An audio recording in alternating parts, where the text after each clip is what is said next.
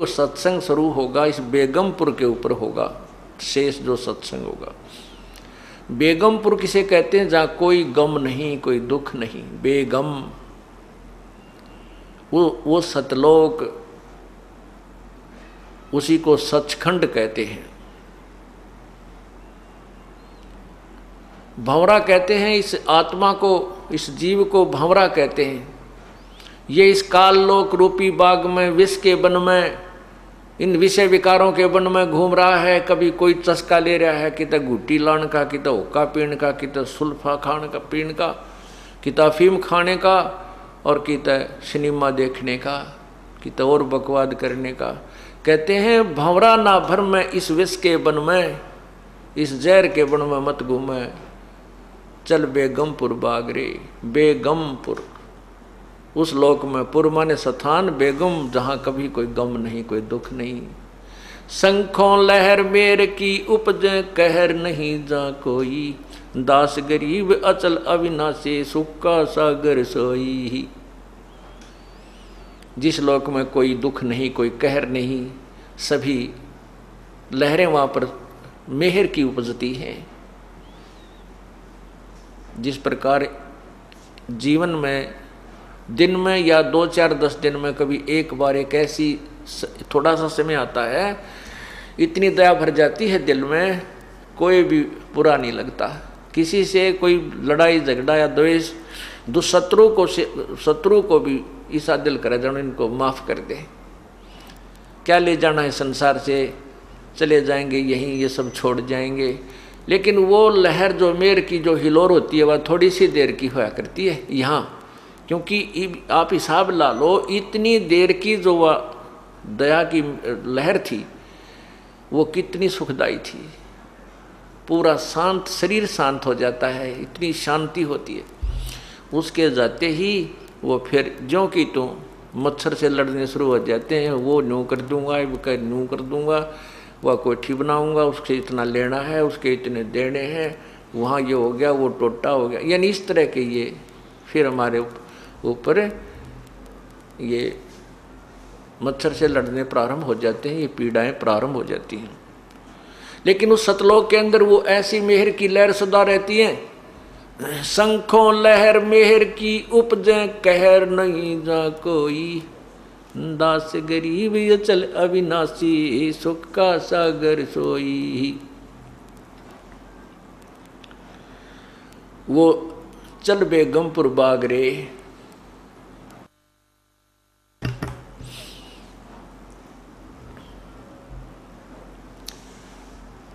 आगे बताया कि शब्द सैन सतगुरु की पहचानी,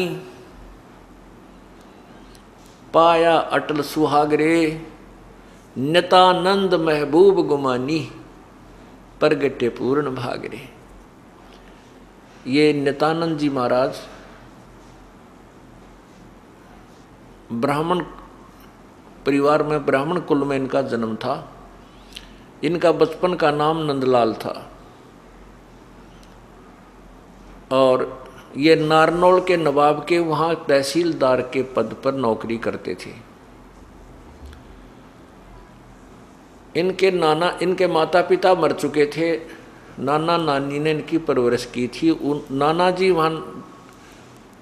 इनके नाना जी जो है वो बीरबल खानदान से थे, जो बीरबल अकबर के आप किस्से सुना करते हैं, उस बीरबल खानदान से के ब्राह्मण थे।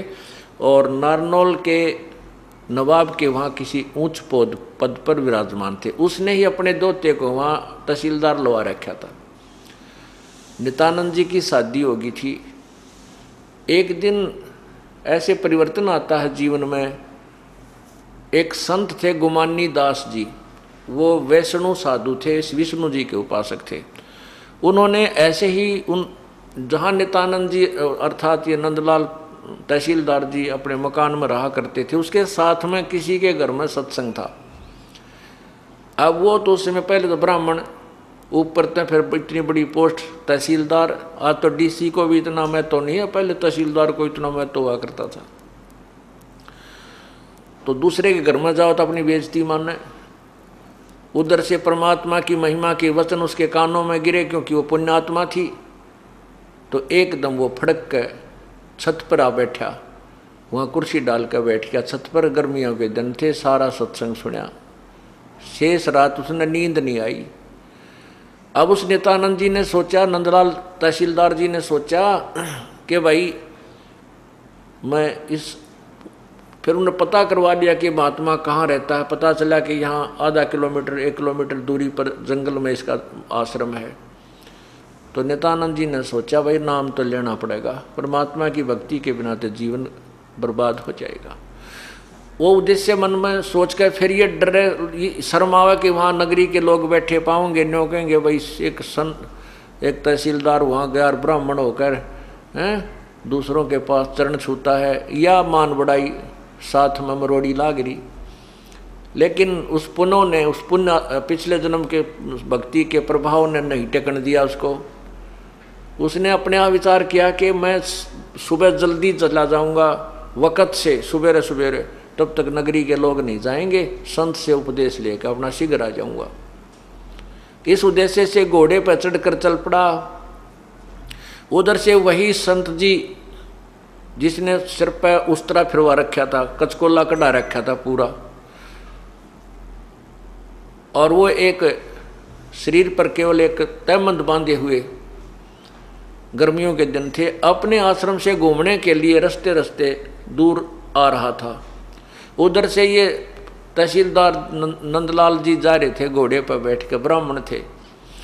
अब उसने देखा नंदलाल जी ने कि सामने एक व्यक्ति आवे, कति उस तरह फिराए।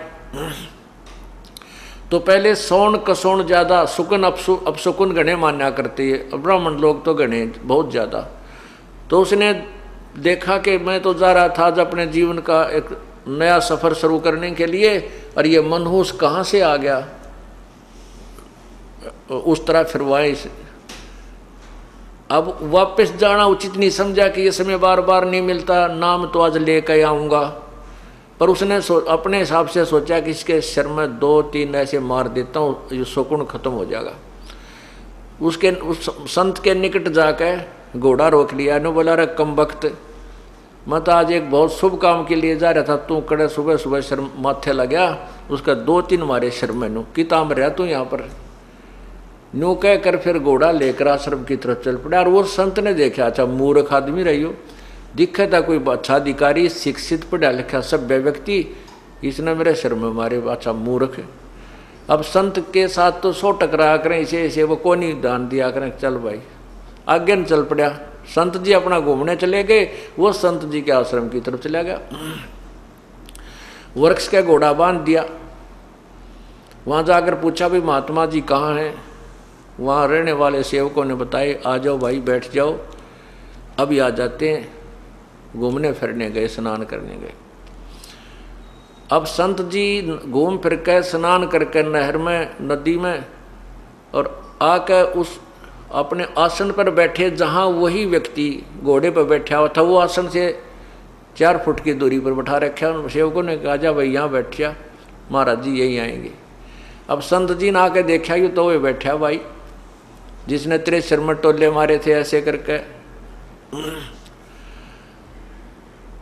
अब देख लिया उस नित्यानंद जी ने भी, ये तो वही महात्मा है जिसके लिए तने बकवाद की थी, अरे तो बात बिगड़ेगी, उस संत नाम तने देखो ना। तेरे व्यवहार को देखकर वो अंदर ही अंदर बहुत दुखी हुआ, शर्मिंदा हो गया, नीचे को गर्दन कर ली, बोला को नहीं। संत जी जान गए कि ये अच्छी आत्मा का था और इसका कोई गलतफहमी होगी। तो उस गुमानी दास ने कहा, भाई बच्चों, उस व्यक्ति से, उस नित्यानंद से कहा कि ए भगत जी, आप के जैसे एक व्यक्ति मटका लेने जाता है, घड़ा कुम्हार कहते हैं, और मटका लेने से पहले उसको बजा के देखता है, एक आने का मटका लेकर 6 बटोले मारता, उसको देखता है ये कहीं खरा है या खोटा, ये कहीं से गड़बड़ तो नहीं है इसमें। और बेटा तने गुरुजी बजा के देख लिया, क्या दिक्कत होगी? आपने तो अपने जीवन का सौदा करना था और गुरुजी को बजा के देख लिया, कोई बात ना बेटा, तो शर्मावा मत ना।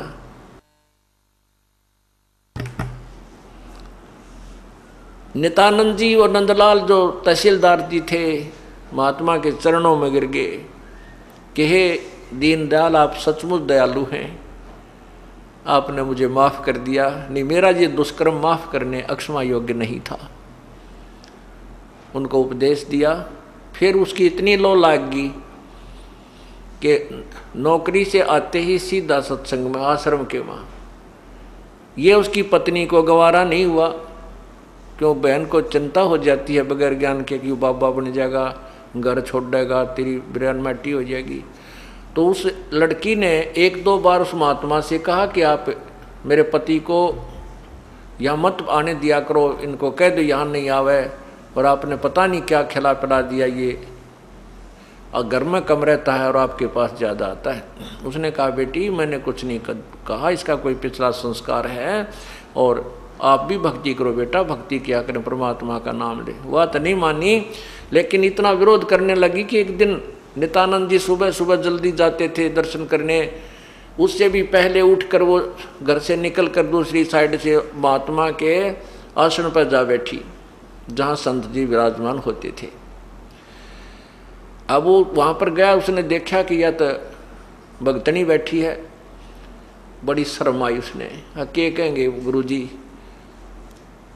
तो वो इतने में गुरुजी आ गए महात्मा जी से। उस लड़की ने बहुत बुरा भला कहा। नंदलाल जी वापस आ गए उस बहन के साथ, उस समय कुछ नहीं बोले, लेकिन आत्मा में इतना दुख हो गया कि भगवान या तो मेरे प्राण ले लो, या तो ये रास्ता नहीं मुझे बताना था प्रभु, और ये अधूरा रह गया तो मेरा जीवन व्यर्थ है, और या इस भगतमती के माटी संग वाले, या इसको सद्बुद्धि दे दे परमात्मा, या भी भक्ति कर ले। तो ऐसे महीना 20 दिन उनकी संघर्ष चलता रहा। 2 महीने 3 महीने चला। परमात्मा की कृपा हुई, वह बहन बीमार होगी और 10-15 दिन के अंदर उसकी मृत्यु होगी।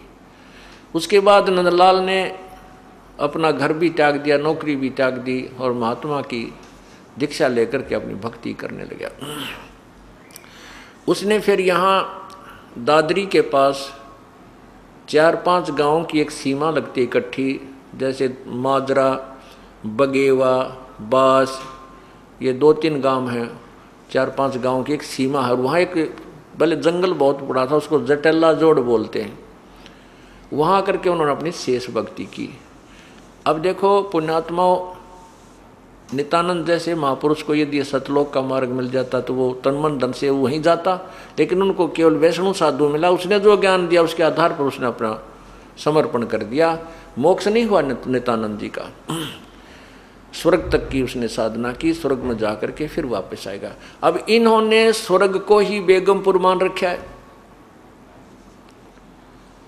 इस स्वर्ग को ही बेगमपुर यानी सतलोक मान रखा है। बेगमपुर माने वहां कोई दुख नहीं होता, नहीं कि और स्वर्ग में तो जितना दुख है कितना भी को नहीं। पहला दुख तो ये है कि हमारी जेब कटे, हमारा पुण्य समाप्त हो, सबसे बड़ा धोखा हमारे साथ। फिर वहाँ पर भी यही राग द्वेष, खेचा ताणी, नाचने गाने, सारी बकवाद जो यहाँ नहीं है उपलब्ध, वो स्वर्ग के अंदर है। जैसे छोटे शहरों के रेस्टोरेंट में सभी सुविधा नहीं होती, तो बड़े शहरों के रेस्टोरेंटों में सारी बकवादें मिल जाती हैं, लेकिन वहाँ जाता है पैसे वाला ही, गरीब आदमी उन रेस्टोरेंटों में नहीं जा सकता। इसी प्रकार ये स्वर्ग रूपी और महास्वर्ग रूपी जो रेस्टोरेंट हैं, यहाँ पर उस राम नाम के वो धनी जाते हैं जिनकी कमाई गणी है, और वहाँ पर अपने पुण्य को खत्म करके फिर 84 लाख योनियों में आ जाते हैं। ये सिलसिला केवल सतलोक में जाने से ही समाप्त होगा, सचखंड में जाने से समाप्त होगा। उसके जाने की विधि आपको यहाँ बताई जाती है बरवाला सतलोक आश्रम में, और उसी से हम इसका छुटकारा पाएंगे। तो उस समय अब उस नित्यानंद जी महाराज ने क्या कहा था कि ब्राह्मण कुल में जन्म था, मैं करता बहुत मरोड़े, और गुरु गुमानी दास ने दिया कुबद गढ़ तोड़े। ओए होए, आज हम छोटे सी कोई पोस्ट मिल जाती है, थोड़ा सा धन हो जाए, एक कोठी और कार हो जाती है, तो हम फूले नहीं समाते। जैसे समाज के हिसाब से उच्च जाति में जन्म हो जा, और फिर धन चोखा हो जा, बढ़िया कोई पोस्ट या पैसे की व्यवस्था घनी हो जा, तो घनी मरोड़ हो जाती है हमारे अंदर। आज से 250 वर्ष 300 वर्ष पहले जब नित्यानंद जी थे, उसमें ब्राह्मण जाति को एक विशेष आदर दिया जाता था। छोटे से बालक ने भी दादा कहा करते। तो इस तरह उस कहते उस समय जब मैं इतना ऐसे ब्राह्मण कुल में जन्म था, मैं करता बहुत मरोड़े, बड़ा अभिमान किया करता था, और वो अभिमान मुझे नरक में डाल देता। वो कुबद का गढ़ था, उस कुबद के गढ़ ने उस संत ने तोड़ा, कुबद के गढ़ को संत ने तोड़ा, गुमानी दास गुरु ने तोड़ दिया और मुझे एक इंसान बना दिया, एक भक्त बना दिया। ब्राह्मण कुल में जन्म था, मैं करता बहुत मरोड़, और गुरु गुमानी दास ने वो दिया कुबद गढ़ तोड़े। फिर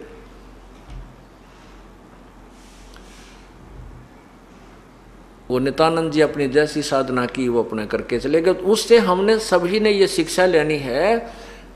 अब देखो एक बच्चा किसी कोर्स में दाखला ले रहा है, प्रवेश पा लिया, एक ने किसी कोर्स में पा लिया, जो जैसा कोर्स करेगा उसको उस वैसा ही बेनिफिट मिलेगा। तो हमने पूर्ण परमात्मा की प्राप्ति करनी है, उसके लिए जो ट्रेनिंग, उसके लिए जो कोर्स है वो इस सतलोक आश्रम बरवाड़ा और क्रोथा में कराया जाता है।